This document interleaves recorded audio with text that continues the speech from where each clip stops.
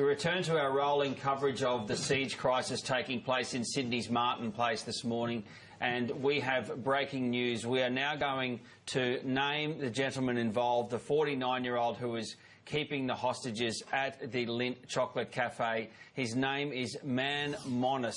He is a Sydney resident, a self-styled sheik, and that is the gentleman the police are dealing with and have been dealing with over the last 15 hours. And, Natalia, we've got a fair bit of detail on exactly who this man is. Yeah, that's right. He is a 49-year-old Iranian refugee. He's accused of a number of crimes, and some of these are very frightening. In 2009, he was charged after sending letters to the families of 8 dead Australian soldiers. You can see some pictures there.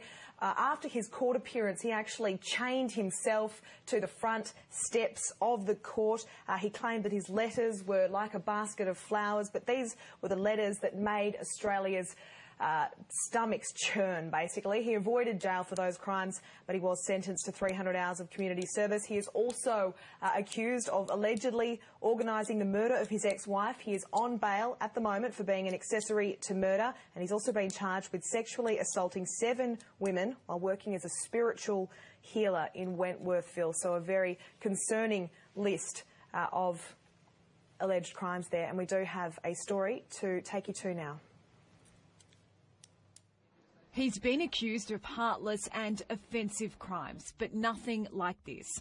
Using a hostage as a human shield, Man Monis, a self-styled sheikh. Are you Australians or American? In 2009, Monis was charged after sending letters to the families of 8 dead Australian soldiers.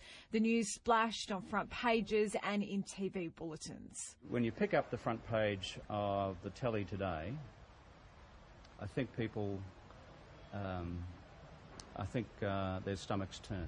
Will you send another letter again? I said definitely this is like a basket of flower. Monis targeted men like Brett Till, killed in a roadside bomb in 2009, who we honoured as a hero. We sat in our homes reading these letters. This man accusing my husband of being a child killer. Greg Sher was killed in a rocket attack. His mother and father received a letter just 3 days later. A letter arrived, unfortunately, from the Sheikh, a shocking letter, talking about the fact that why are Australian troops in Afghanistan along those lines, and it really was very upsetting for the family. Lance Corporal Jason Mark's family received a DVD featuring Monis's wife, Amira Drudis.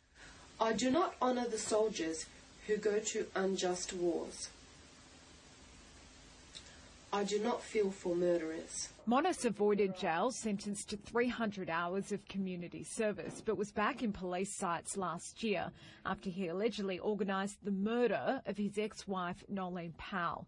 She'd been stabbed and her body set alight in a Werrington unit block, allegedly by his new partner, Miss Drudis, who's currently facing a murder charge. Miss Drudis was released on bail. In April, Monis was charged with sexually assaulting 7 women while working as a spiritual healer in Wentworthville. He told them he was an expert in astrology, numerology, meditation and black magic after they answered his newspaper ad. Monis is a 50-year-old Iranian refugee, and despite using the term sheikh, he is not recognised as a religious leader. He argued his conviction for sending the letters infringed on his right to free political communication, but the High Court rejected that just 3 days ago. Yesterday, he posted a message online: Islam is a religion of peace.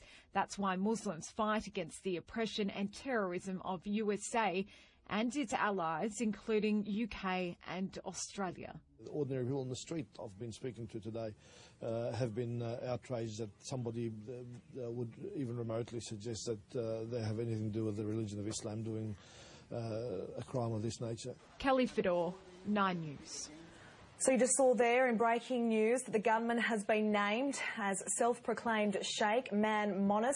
Now, we do want to let you know that senior police sources have told us that we can go ahead and name him, just so that you know that is why we are naming him. He is the gunman at the centre of the siege, which is right now taking place in Martin Place and has been going on for more than 14 hours. Neil?